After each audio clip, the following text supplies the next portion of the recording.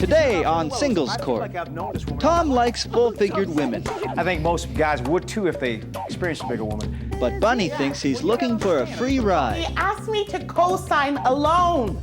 Now she wants the skinny. I want him to tell me that he was using me to get this car. And Sheila's pooch is her best pal. Buster pretty much saved my life. But Rick says it's a man's worst enemy. I mean, this dog should be on Prozac as far as I'm concerned. And the relationship is going to the dogs. When you smell and taste like dog, I mean, that's a... Well, what do the other three women smell and taste like? Tuna? Well, they don't smell and taste like dog, that's for sure.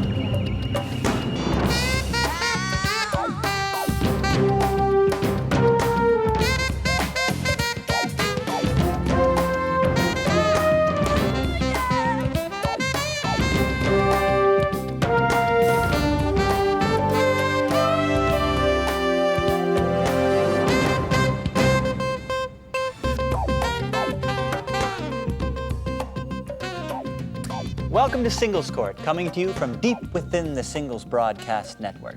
I'm Michael Day, the show's producer, but enough about me. Let's meet our host, the lovely, the talented, relationship mediator, Angela Segal. Michael, are you having a good day today? I'm having a great day. How are you? I'm great as always. You look great as always. What can I say?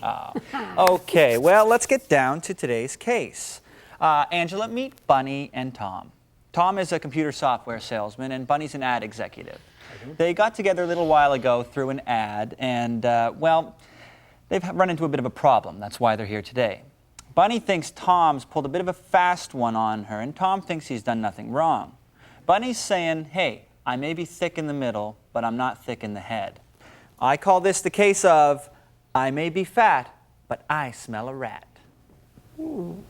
Bunny, sounds like you sort of got tripped up here. Tell me what happened. Well, I'm a single woman, and as you know, it's hard in these days to meet a great guy. I'm feeling you on that. You hear me? Yes. So anyway, I've gone to bars, I've tried to meet men, and I'm really busy with my work. So I decided to take some advice from friends. They said, why don't you look in the personal ads? And I'm thinking, there's no way you're gonna meet anyone good in the personal ads, but I do it. Swallow my pride, and I look in the ads, and I see this ad for this wonderful man that's looking for a full-figured woman. And so I think, okay, what do I have to lose? So I write him a letter, tell him a little bit about myself, and I send him a photo, and wish for the best. I don't hear from him for about a week.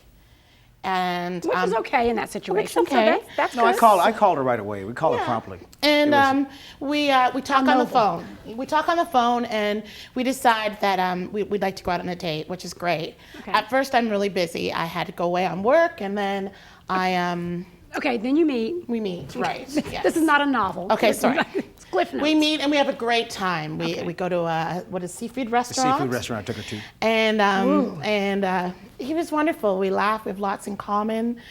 So the first one went great. Yes, I actually invited him up to my place, which I normally don't do, and he was a perfect gentleman. Okay, let me ask him, Bunny. So you liked Bunny the first time you met her? I liked her. I mean, I love women with a little size to them, you know. I mean, no offense, but I mean, that's just my preference, you know. Trust me, none taken. I think most guys would too if they experienced a bigger woman. So I put that ad in the paper. It was running for quite some time, and I got quite a few responses. Actually, I'm sure you did. Over 100. And we actually hit it off really well. We went to the restaurant, you know, and it's just like this really unique connection we had. Okay, so conversation's good. So and you invite him up to your Yes. Up to your Just for a apartment drink or for a drink, something. and so you guys generally had a good first We date. had a good time. Okay, so the next step, what happened Well, after that? I think that it goes well. So I think perhaps he'll call me a couple days later and tell me that he had a nice time. Maybe we'll go out again. So he doesn't call. He doesn't call me for 3 weeks. I do not hear from him. How come you didn't call her for 3 weeks? You gotta understand is that because I told you that I had like overwhelming response from my ad, and I was actually actively dating other women. Okay, It was so- shortlist that I put together, and I didn't want to get her hopes up high. I didn't want to let her down. So how about this? Let me give you a newsflash. You ring the phone and you say, "Thank you, I had a good time." That's called like etiquette. Did you think about that? Yes, you got to understand though, it wasn't like that. If I had done that, I might have sort of like let her on, and you know, I'm not about that. I just of course didn't want. not. I just wanted to make sure she was the right one, and when I determined that she was the right one. The right one to say thank you to? Well, no, I mean, Thank you. Okay, Bunny, so he didn't 3 say weeks thank you. passed by. He doesn't say 3 thank weeks you. passed by. Fine, I live with it. But I decide, you know, I really remembered what a great time we had, and I don't, Okay. you know, I do not date much. I have to admit that. So you call him. I swallow my pride and I call him. Okay.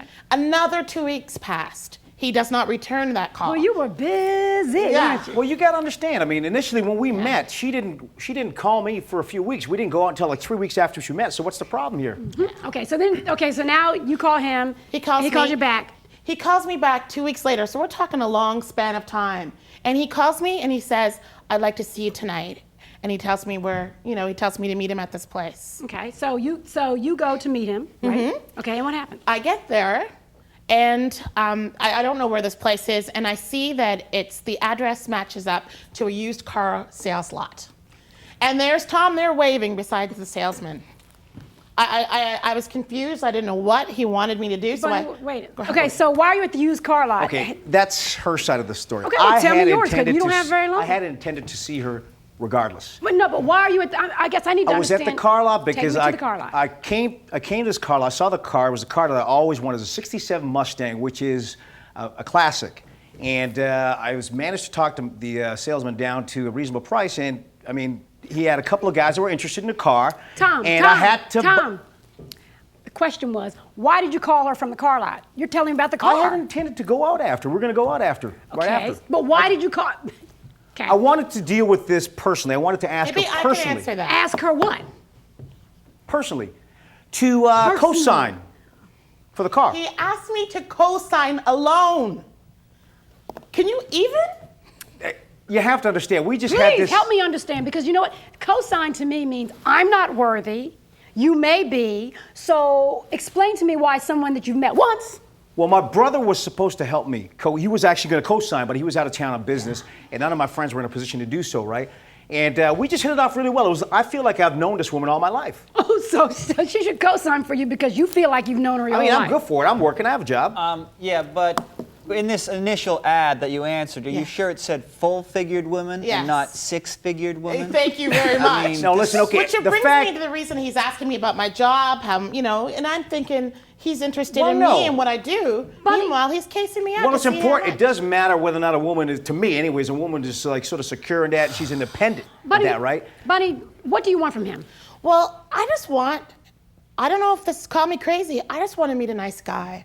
I No, wanna what go do you on a want from date. him? Because you already know he's not a nice Oh, guy. okay, all right. Well, that's I would not like fair. an apology from him. I want him to tell me that he was using me to get this car, and I just want him to face the truth, that that's what this was all about. Tom, do you see at least why she feels hurt by the fact that you would ask that? And then once you answer that question, which you haven't answered any of the ones I asked so far, explain to me why you think it's okay to ask somebody you met once to co-sign for a car. Well, listen, the way I was brought up, and by nature I'm a very spontaneous individual. The way I was brought up, what's yours is mine, and we help each other out. My friends, that's the way I was brought up, my family and everything else. And like I said, we had this wonderful connection, and women all the time ask men to do stuff like that after first date, buy me a fur coat, whatever. I don't see the problem here. So no, she's not going to get an apology. I don't think I did anything wrong. He tells me that people get married after first date, so why shouldn't they cart someone alone? Help me understand something, Tom, because you didn't ask her to marry you. And who have you co-signed The for? fact that I actually asked her to co-sign means that I was thinking long term. I mean, Really? she should be, okay, let's get down to brass Right, tacks here. same. I mean, she should be happy that the cats like me actually asked her out. Okay, You know what I mean? Let's get down to brass tacks and let's No, be you know straight what? up about it. It's like, Let's get down to this. I've heard enough. I will be back with my resolution. You are a trip.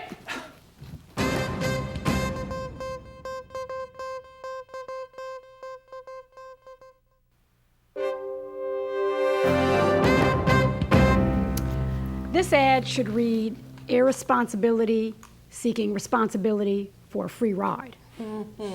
Bunny, keep trying different things. Keep trying the personal ads, the internet. All those are good things because what they do is they help you to expand the boundaries that you have geographically. There's nothing wrong with that.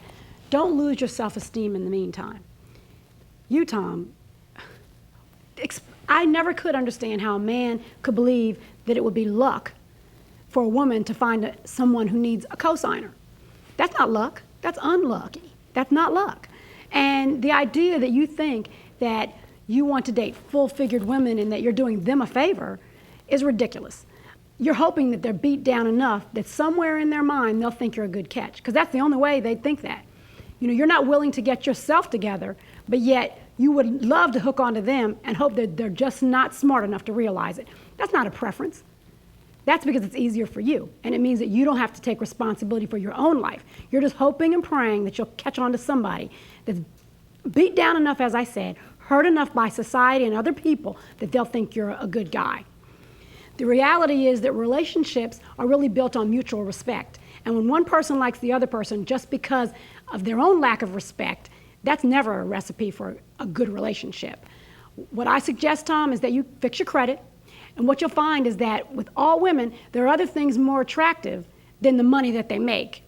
So that's that in black and white.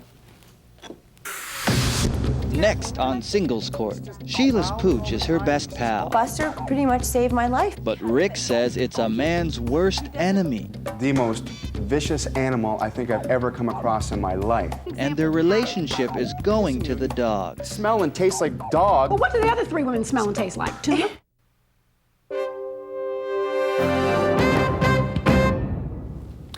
Welcome back to Singles Court. Did you miss us? I know I missed our host, Angela Segal. I tell you, I didn't go anywhere, neither did you. Well, I was in my own little world for a bit there. You're always in your own little world. Okay, back to the real world. Angela, please meet Rick and Sheila. Rick is an assistant manager in a supermarket, and Sheila is a checkout clerk at the same supermarket. I wonder where they met. Anyhow, they've been getting along great for about a year now. However, Rick feels that Sheila's dog Buster is busting up their love. So I call this the case of the dogged out relationship. Well, Rick, I hope this is not a case of I hate animals. What's going on today? No, I don't hate animals. That's what, people are taking this all the wrong way. I love animals, I really do. But there's a fine line between loving an animal and letting it run your life. Give me an example. What seems to be the problem? Well, like, everything was going really well, and until the one time I went over to her apartment, and it sure didn't look like an apartment as far as I was concerned. It was like a giant doghouse, It was bones here and pillows here and fur there, and it smelled, frankly. Okay, so you didn't like the house and you didn't like the way it smelled. What do you say to that? I asked him before we even went out on our first date how he felt about animals, because I know that, Buster's the most important thing to me, and I wanted to make sure. The most important? Exactly. No, not exactly. It's a question. Yeah, at that point, absolutely. And I wanted to make sure that Rick liked animals, and I don't think you do. But anyway, he came over and immediately didn't like Buster. No, I think. So you're saying you felt as though he didn't like the animal. But what are you saying, Rick? Are you saying that it wasn't the animal, or it's the house, or what is it exactly? It's not really necessarily the house. It's more like I think that the dog is jealous of me, and I think that the dog runs the house. Okay, like give me an example of how the dog would run the house. I'm sure the dog doesn't pay bills. It's so in like every room all the time. It's yipping, it's barking, it's howling at me. I can't concentrate, I can't think. She's always giving it so much attention. I'm in the background. I just kind of feel out of place. So much attention. So is the dog jealous of you, or are you jealous of the dog? Yeah, exactly. Well, I'm asking you. I'm not jealous of the dog at all, no. No, I just think that I deserve a little bit more attention, Do you understand in terms of, Sheila, the way he feels about, I think he feels kind of insecure about the dog getting more attention. Obviously, yeah. Well, but what have you done to help ease that insecurity? Well, it's like I said, I told him from the beginning that Buster was a really important part of my life. He knows why I got Buster originally. I moved out of my parents' house, and I was living on my own in the city, and I got frightened all the time. Noises would really freak me out, and I couldn't sleep. So I had to get a dog, and also, at one point, Buster pretty much saved my life because there was a thief trying to break in, and Buster attacked him. So the dog is somewhat protection. I believe he attacked him. Exactly, but yeah. What? Vicious. Rick, tell me, what do you hate so much about Buster? Why do you hate him so much? Like, in a relationship, there are certain things that are really important in a relationship, like in the bedroom, Okay, so let's talk about it. What does the dog have to do with the bedroom? The dog's in the bedroom. That's the problem. Every single time we try to make love, the dog is there, right beside me, growling and breathing in my ear. Is the dog in the bed? Might as well be. Are you sure it's the dog growling and breathing? I'm pretty sure, yeah. Okay, just check. I guess that would cause a problem, but... Yeah, it does. It's caused a but pretty big But problem. explain to me how. How is that dog, this dog, causing a problem with your lovemaking in the bedroom? Explain that to me, because I don't understand I it. can't perform. Yeah, but You can't... he doesn't seem to have any other problems performing. What do you mean? Well, Rick, I was out for dinner with Susan the other day, and we had a nice little talk. And, tell me about, what does that have to do with his performance? What does that have to do Rick with? is sleeping with 4 other women, 3 of whom I work with. You guys have a busy supermarket. Goodness. You're doing more than squeezing the melons. Give me an idea. So you're tired. If you've got, 1, 2, 3, and 1 is 4. Even my little boy knows that math. So you're tired. That's probably part of it. Tell me where the dog comes in, because you're mad about the dog. That dog, I can't concentrate, and I just can't do it. My manhood is on the line here. I felt like... You're dating 4 women and you're worried about your manhood? Exactly. Don't if blame it on the dog. No, if I can't, if I come to your apartment and I'm kissing you and you smell and taste like dog, that's a... Well, what do the other 3 women smell and taste like? Tuna? Well, they don't smell and taste like dog, that's for sure. Yeah, it's not the dog. I guess I'm missing the point of where the need to have the 4 women at one time and worrying about the one that smells like and tastes like a dog. Well, I really like Sheila. I really, really do. But what do you do when you don't like somebody? I can't... Pardon? What do you do when you don't like somebody? Because she's not good enough to have as an only girlfriend. She smells like a dog, and you can kiss her, she tastes like a dog. Yeah. So tell me the part you like about her. Well, she's kind Michael, and she's... got a stopwatch? Yeah, this is going to take a while. She's a very kind person. She's got a big heart, and, yes, she loves animals, and she's smart, and she's beautiful. Okay. Well, she loves you, and you're a dog, so And you hate the dog. Tell me, what is it about the dog describe this dog to me that you hate? Just... Describe why you hate him so much. What is it about him that makes him so terrible in the relationship? He's just growling all the time, and he's just always around and yipping. And What's he like? Describe this dog to me. Well, Angela, this dog has got to be the most vicious animal I think I've ever come across in my life. Really? It's temperamental. This dog should be on Prozac, as far as I'm concerned. This dog is just barking and chewing at your ankles and just jumping all over you. It's Biting you. Out of control, Okay, this dog. But he's made no effort. Angela, I have a surprise witness here. I'd like to introduce you to Buster, the ferocious beast in question. Hi, Buster. Wow. Get it out of here. I can see why you're afraid of him. I can see he's scaring me, and I guess... He's a vicious animal. Yeah, I can see, Yeah. especially if you He's got care about sharp your teeth. ankles. Really, Sheila, give me an idea of why does he... obviously the dog's not ferocious. It's a little dog. He's not, there's nothing wrong with the dog. He's just using the dog as an excuse to sleep with other women. That thing looks nice, but that's a vicious animal. Rick, tell me what that vicious animal did to you that was so terrible, that frightened you so that you had to run and sleep with 3 other women. Bit me. Yeah, Rick, let us What, know. on the ankle? Yeah, Oh, okay. And It hurt. How many stitches did that require? couple. And a needle, too. And you know what? You're a doggone liar. I'll be back with my decision.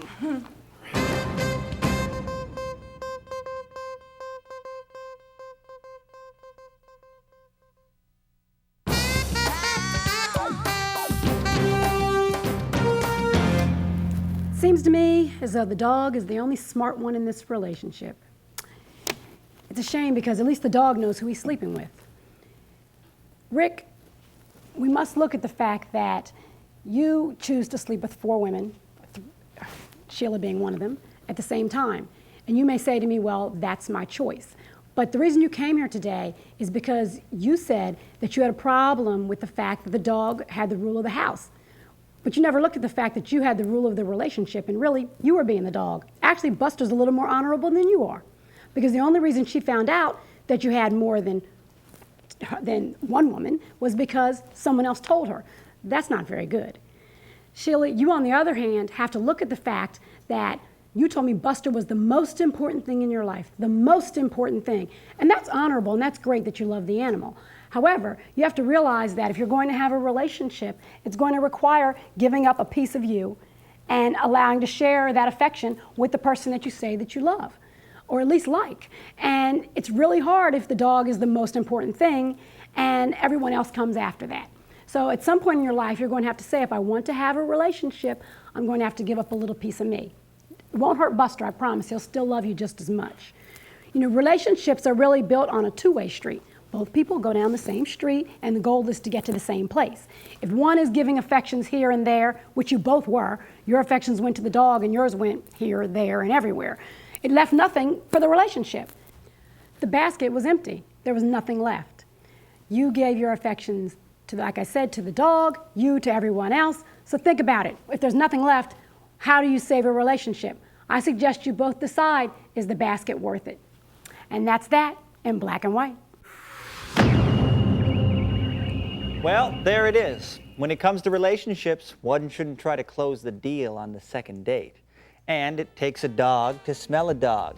Isn't that right, Buster? Yes, it is. So join us next time here at Singles Court, the final word for singles. Hey, walkies, walkies, let's go.